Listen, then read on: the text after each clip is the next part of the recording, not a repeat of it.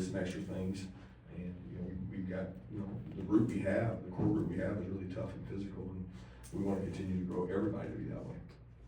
Kirby, G-Day in Athens is a tradition for a lot of families that come out for the spring, and it's a good opportunity for a lot of the fans to see what the team is going to look like for the upcoming fall.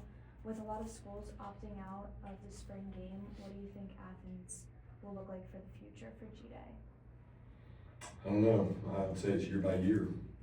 It probably has more to do with my team, the health of our team, the number of players in college football. I mean, we as coaches don't control the numbers we have. So if we don't have enough numbers, we won't be able to have the game. So, I think it's a great tradition, but it's more about what does our team need than just what Athens needs.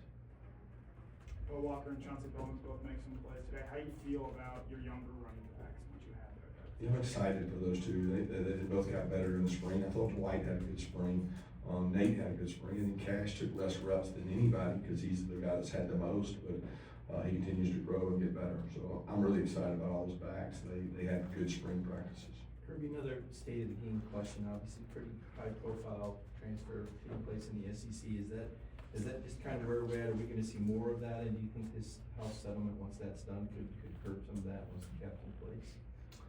I don't know if the House settlement's going to have any effect on the flow of players because that's not really what the House settlement is meant to do. It could increase it if more teams have money. I think it's hard to say what's going on in our league, how that'll impact things in the future. I can't foresee that. I think it's been spiraling and it's continuing to spiral. So I don't know what reins it in. I don't know that there's anything anybody can do to rein it in. It is what it is, and you have to manage your culture as good as you can, and you have to manage the players you take as good as you can, and you got to move on and play with the players that are there. I mean, I really don't concern myself much with it. I just focus on the guys that are here and the guys that we can get to be here, not worry about the ones that don't want. Following up, you got more agents that coaches seem to be dealing with than players and player parents. Is that an issue, or do you see more of that coming, and does that require a different management style? No, there's definitely more agents involved in the process this year than previous years, and it'll continue to grow in terms of representation. But the agents are just doing a job, just like I'm doing a job, just like the parents do a job. Their job is to protect their client, try to get the best deal or the best situation for their client that they can. And I understand that is a business side of it. I don't think that's a bad thing. I think it's only bad when we don't have a system that has comps. You don't have a system that there's, okay, this is what the comp is for a kid. Sometimes their comp and what our comp is are completely different. And obviously both sides are trying to slant things their way. And that makes it really challenging. You don't have that challenge in the NFL because it's public college and you know what you're working off of. Nobody really knows in college football what teams are working off of. Coach, what do you think about the play of Justin Williams and Chris Cole, and how do you feel about that linebacker room in general? Yeah, I'm excited about Justin and Chris. I'll tell you that there's not two players on our team that play with more fire, passion, and energy, and we talk about it all the time. Fire, passion, show me your fire, passion, and energy. They were having fun on the field. They enjoy each other. They compete. They love the game of football. So if there's anybody out there that's playing high school football that has fire, passion, and energy and just loves the game, we got a spot for you. Just come to Georgia. We'll find a way to get you there. And fire, passion, and energy pays off. It's not the ratings or the stars or all those things. It really isn't. It's just the kids that want to play the game the most right now and those the ones that play the best. And those two guys personify that. You know better than anybody it's an upfront league, Coach. What have you seen, not necessarily today, but over the course of the spring that lets you know that you can be competitive? Yeah, we got great size up there. I think when you look across the teams we play, the upper echelon best teams in our conference, they win with the line of scrimmage. We're probably not as good on the line of scrimmage as we have been in the last 3 to 4 years. We got time to get there, and we got to get there.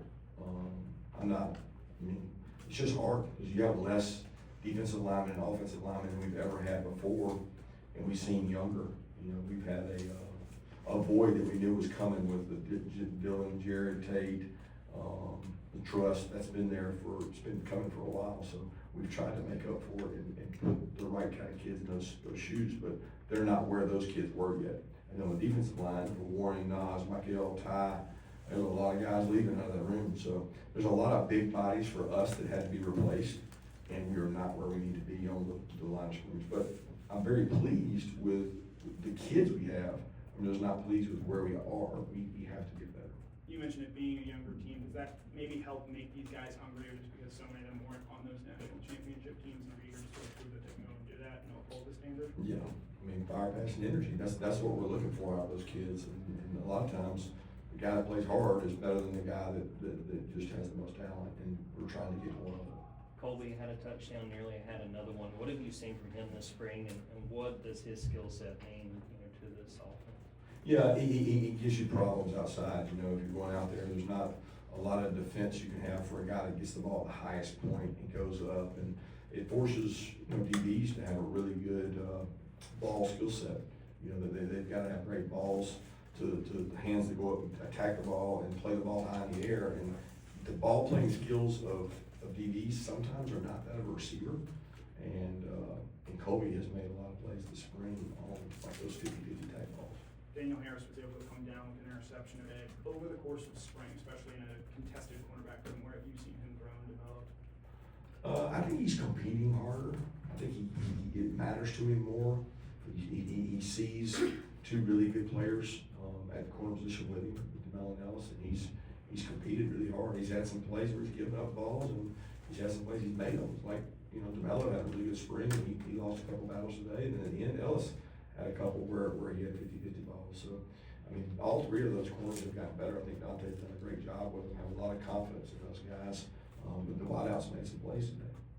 You mentioned earlier this spring that you've got to get the freshman wideouts ready to go, ready to contribute. Where do you think those, I think, 4 guys are at the end of the spring from when they got on campus?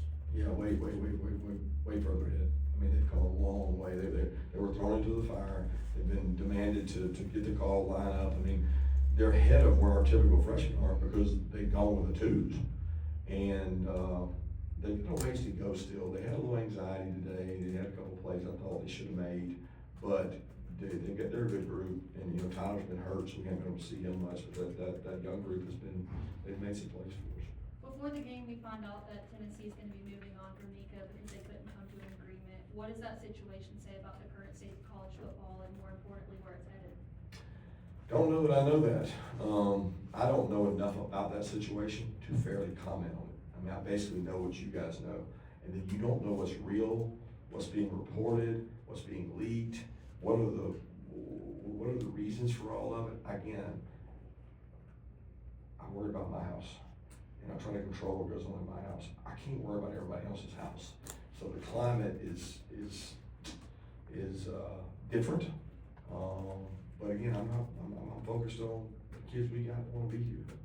You said earlier in the spring that Ryan was getting some first team snaps, and of course he got some snaps with the red offense today. How would you characterize that competition? How did he push Gunner through the spring? Ryan's done a good job. Ryan continues to get better. It's his first spring. I mean, he ain't got a chance to compete and do much. He has growth. He's still probably a little bit behind Gunner in terms of the knowledge of the offense, but he's catching up in regards to that, right? He's getting experience, knowing when to pull it down and run it, when to throw it away, just game management decisions. He's not going to do anything but get better, and they're both great kids who have a great relationship with each other, and we're very lucky to have 2 guys that care so much about Georgia. And they're not worried about the perception or whatever you're going to write coming out of the scrimmage of your view of them. They don't care. They care about the team, and that's what I care about. Transfer portal opens on Wednesday, and one of the big differences is that you cannot transfer within the SEC. How much does that rule make it easier to sort of keep your house in order at this time of year? Well, it doesn't. I mean, they can go anywhere, right? You can't go to the SEC, but there's nobody that loves that rule more than the teams outside the SEC. I mean, they love that rule. But that's again, if kids want to be here, we're going to have them here. I hope I get to keep my entire roster and go play the whole year with my entire roster.